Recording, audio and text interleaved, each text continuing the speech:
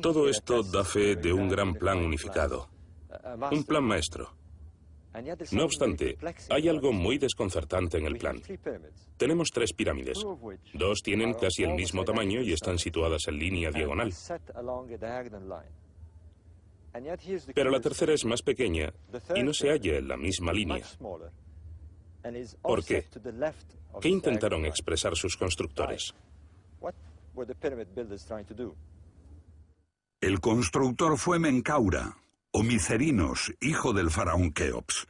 Pero ¿por qué, si él era tan rico y poderoso como su padre, se conformó con una pirámide más pequeña y situada a la izquierda? Este problema me había intrigado durante años. Luego, una noche, sentado en el desierto con un amigo, él me estaba explicando cómo saldría Sirio y señaló el cinturón de Orión justo encima. Y me dijo, mira la estrella más pequeña, está ligeramente desalineada a la izquierda. Y de pronto lo supe.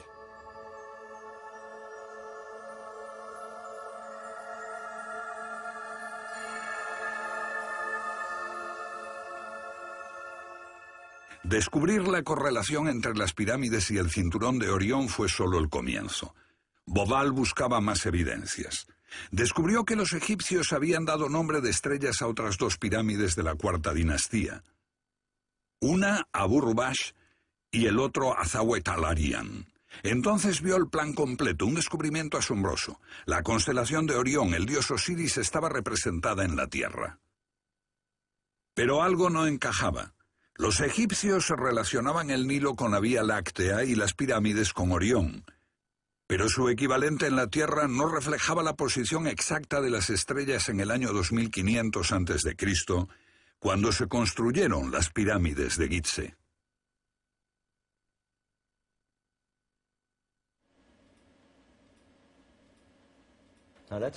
Veamos ahora las 3 estrellas del cinturón de Orión en relación con la Vía Láctea. Entonces, para lograr un perfecto ajuste con las pirámides en la Tierra, el Sol debe girar ligeramente en el sentido opuesto a las agujas del reloj. Esto significa ir atrás en el tiempo, 3000 a.C., 4000, 5000. Recrear el pasado significa también penetrar en los mitos. Este es Osiris, el primer faraón divino que reinó en la tierra de Egipto. Murió y renació, asistido por su hijo Horus. Estos son los dioses del tiempo primero, del Tep-Sepi. Pero la cuestión es, ¿cuándo tuvo lugar este Tep-Sepi o tiempo primero?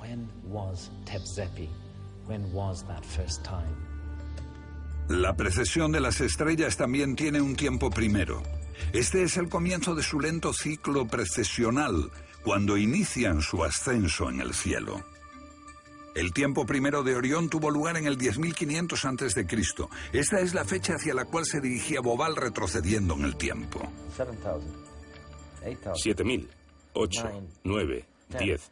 Y en el 10.500 a.C., en ese año logramos un perfecto ajuste. Es absolutamente asombroso. La disposición corresponde al 10.500 a.C.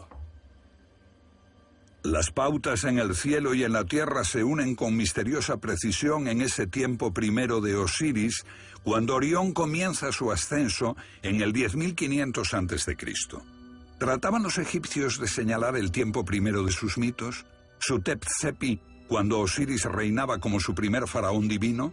¿Tuvo lugar su génesis en el 10.500 a.C.?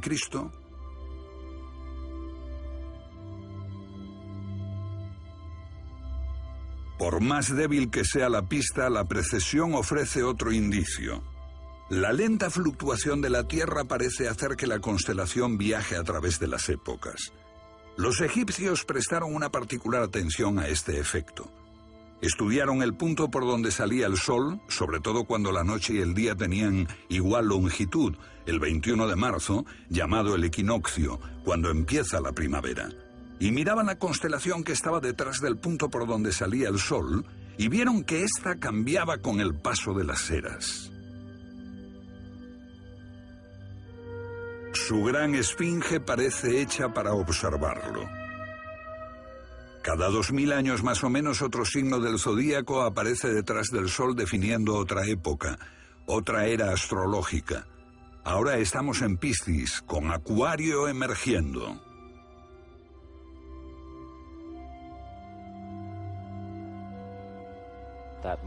Ese momento era de enorme importancia para los egipcios. Lo llamamos equinoccio primaveral. Cuando se supone que se construyó la Esfinge en el 2500 a.C., el Sol salía en la constelación de Tauro. Hubiera sido totalmente absurdo para un faraón haber construido un marcador equinoccial con forma de león en esa época. De hecho, existe solo una época en que hubiera sido apropiado para la Esfinge su construcción con la forma que tiene. La era de Leo, que empezó en el milenio 11 a.C. Un tenue rastro de claves que llevan a la prehistoria, a la edad de piedra, miles de años antes del nacimiento de la civilización. ¿Se trata de una conclusión forzada? Quizá. Pero otro investigador con un enfoque diferente llega a una conclusión similar. John West, escritor y egiptólogo independiente, descubrió que las rocas erosionadas por el agua de este lugar tienen exactamente la misma forma que el lecho de rocas gastado por el tiempo de la Esfinge y su foso. No se precisa ser geólogo para mirar y ver lo que pudo haber causado ese tipo de desgaste del tiempo. Solo el agua cayendo en torrentes sobre la pared del recinto pudo producir esos contornos redondeados. ¿Agua en el desierto del Sáhara? No ha habido lluvias significativas aquí durante 9 o 10.000 años. La edad de piedra es difícil de determinar, pero a un geólogo la erosión le cuenta la historia de una roca. Son la muestra de años de exposición al viento y la arena.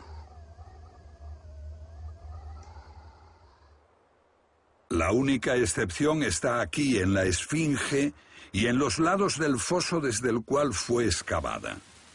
Las rocas parecen desgastadas por muchos siglos de fuertes lluvias. Dejan un perfil redondo, ondulado. El hallazgo de John West es explosivo, porque ¿cuándo hubo una lluvia así en Egipto? Seguramente no fue en tiempos de los faraones. Pero si se piensa en el agua de Egipto, ¿no podrían haber causado el mismo efecto las inundaciones del Nilo? No, absolutamente no, porque las inundaciones del Nilo vendrían desde abajo, y si fuesen inundaciones habría un modelo de erosión diferente. Las paredes estarían hundidas. En otras palabras, se hubiese producido una enorme erosión por debajo, no por encima, y tampoco veríamos esas profundas fisuras. Los geólogos encontraron acertados los argumentos de West y le dieron la razón en la disputa con los egiptólogos, que hasta hoy no encuentran apoyo para respaldar sus conclusiones. Aquí estamos, viendo una parte de las primeras restauraciones. Se ve que se necesitaron bloques de 1 metro aproximadamente para reparar sus rasgos originales. Se nos dijo que esa restauración se hizo unos 300 años después de tallar la Esfinge. Entonces surge una pregunta. ¿Por qué fue necesaria una reparación de más de 1 metro en el curso de solo 300 años? Los egiptólogos insisten en que la piedra con que está hecha la Esfinge es de tan mala calidad que el tiempo la desgastó en solo 300 años. Esto plantea otro problema. Si la piedra es de tan mala calidad y la Esfinge se talló hace 4.500 años, quiere decir que, a razón de 1 pie de erosión por siglo, la Esfinge habría desaparecido hace unos 500 años. Y no ha sido así.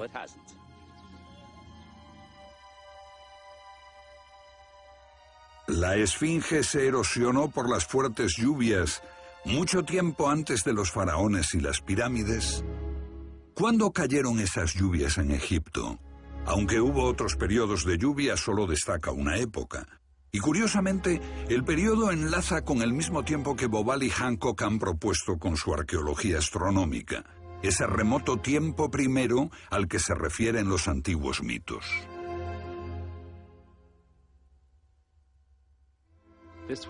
En esta época, la Tierra estaba pasando por un cataclismo sin precedentes. Hace 12.500 años se produjo una auténtica catástrofe. Fue al final de la última era glaciar. Había habido 50.000 o 60.000 años de condiciones relativamente estables, con millones de kilómetros cuadrados de hielo cubriendo el hemisferio norte. Y de pronto, por motivos que ningún científico comprende aún bien, este hielo se derrite en un lapso de solo 2.000 a 3.000 años. El mundo de la edad de hielo, con una capa de más de 1 kilómetro de grosor cubriendo el norte de Europa y América. El final trajo el cataclismo. ¿Podría tratarse del diluvio que menciona la Biblia?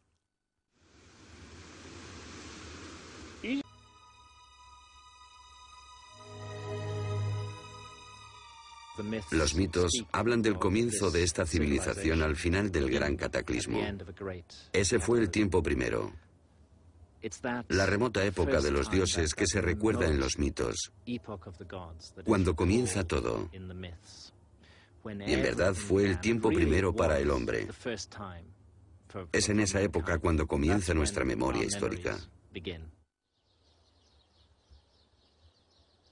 John West sitúa también la gran esfinge a finales de esa distante era glaciar. Pero ¿cómo explicar la cara del faraón y su tocado? Mire ahora la cabeza. Vea que está en mejor estado que el cuerpo. Aunque la cabeza esté hecha con piedra caliza más dura, la diferencia entre su estado y el del resto es enorme. Y algo más importante, la cabeza es sumamente pequeña. Vista desde el aire, se ve que el cuerpo de la esfinge es largo y aplanado, y la cabeza es como una cabeza de alfiler encima. Para nosotros, esta es una prueba de que se hizo de nuevo. O sea, no es la original. En algún momento de la historia, se hizo otra cabeza para la esfinge. Nada en el Egipto dinástico, el Egipto que conocemos, se parece a esto. Todo apunta a otra época más temprana. Pasó el tiempo. El cambio de los patrones meteorológicos trajo lluvias torrenciales a esta zona, marcando el fin de la edad de hielo. Las lluvias desgastaron al león, que quedó como lo vemos hoy. Cuando cesaron las lluvias, las fértiles sabanas se convirtieron en desierto. La arena llevada por el viento enterró la estatua hasta el cuello. Durante miles de años protegieron el cuerpo y sus rasgos del desgaste del agua. Pero ¿qué pasó con la cara? Siguió erosionándose y reduciéndose de tamaño. Posiblemente se volvió a tallar. Los reyes de la cuarta dinastía, que construyeron las pirámides en torno al 2500 a.C., descubrieron la esfinge y la reconstruyeron.